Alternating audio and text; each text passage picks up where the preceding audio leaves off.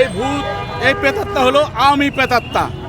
আনিস থেকে শুরু, আনিস আলমগীর, তারপরে আপনার মাসুদ কামাল, তারপরে আপনার মেয়েটার নাম কি,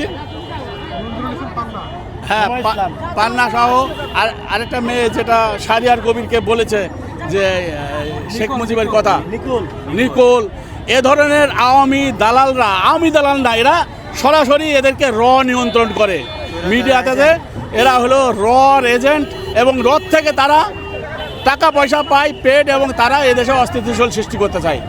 গভর্নমেন্টের মানে সুযোগ নিয়ে, দুর্বলতার সুযোগ নিয়ে তারা নানাভাবে অস্থিতিশীল করে ভারতীয় তাবেদার সরকার এদেশে প্রতিষ্ঠিত করতে চায়, দেশকে অস্থিতিশীল করতে চায়। অবিলম্বে এই সব মিডিয়া হলুদ সাংবাদিকদের গ্রেপ্তার করতে হবে এবং তাদের পিছনে যারা আছে তাদেরকেও গ্রেপ্তার করে এর আইনে সম্পন্ন করতে পারলে এদেশে স্থিতিশীলতা ফিরে আসবে। এই অস্থিতিশীলকারীদের বিরুদ্ধে অবিলম্বে আইনগত ব্যবস্থা নেওয়ার আমি দাবি জানাচ্ছি। তারা ভারতকে পুনর্বাসনের সাথে জড়িত।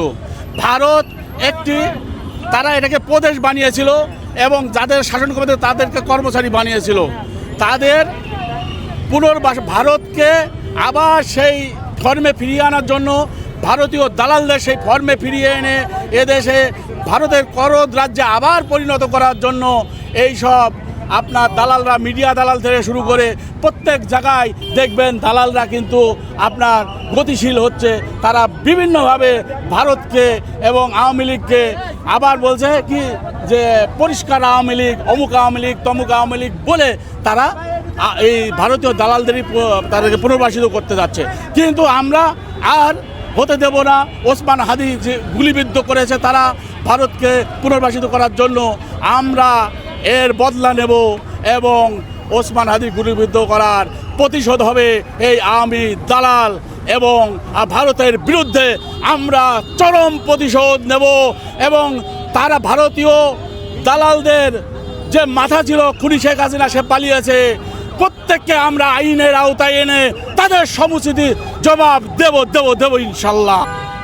আপনারা জানেন যে গতকাল নির্বাচনের তফসিল ঘোষিত হয়েছে এবং নির্বাচনে সন্ত্রাসী আওয়ামী লীগ সহ তাদের যে দোসররা ছিল তাদেরকে নির্বাচনে স্বাভাবিকভাবে, সন্ত্রাসীদের কোনো রাজনৈতিক দল হতে পারে না, তাদের নির্বাচনে অংশগ্রহণ করতে দেওয়া হবে না।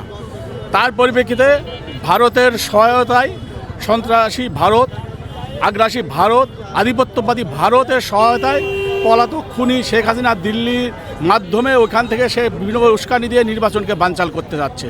নির্বাচন বানচালের প্রথম পদক্ষেপ হলো দেশপ্রেমিক, আধিপত্য বিরোধী, ভারত বিরোধী ওসমান হাদির উপরে আঘাত করা হয়েছে। সে জানেন যে 8-এ সে নিজে পদপ্রার্থী, তাকে আঘাতের মধ্য দিয়ে এই নির্বাচনের বানচালের প্রথম মানে তাদের যে অপতৎপরতা তারা শুরু করেছে।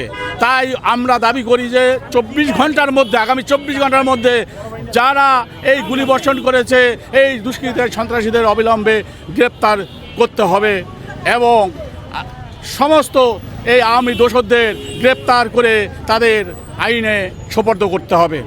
ঢাকা 8 থেকে শরীফ ওসমান হাদিকে অনেক টার্গেট করা, অনেক কিছু বলছেন, বিভিন্ন দলকে দায়ী করছেন, ব্যাপারে কি বলবেন?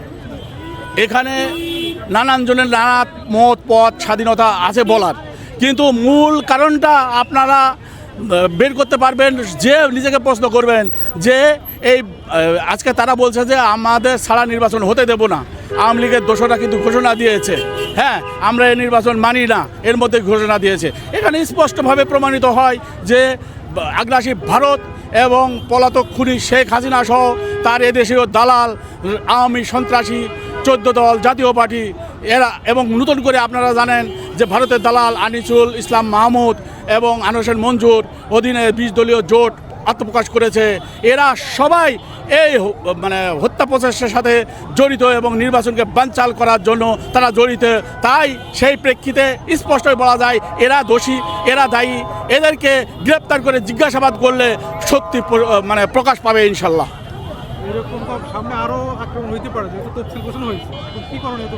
নির্বাচনের বানচালের মধ্য দিয়ে ভারতীয় আগ্রাসী ভারত চায় তাদের একটি তাবেদার সরকার এখানে গঠন করার জন্য।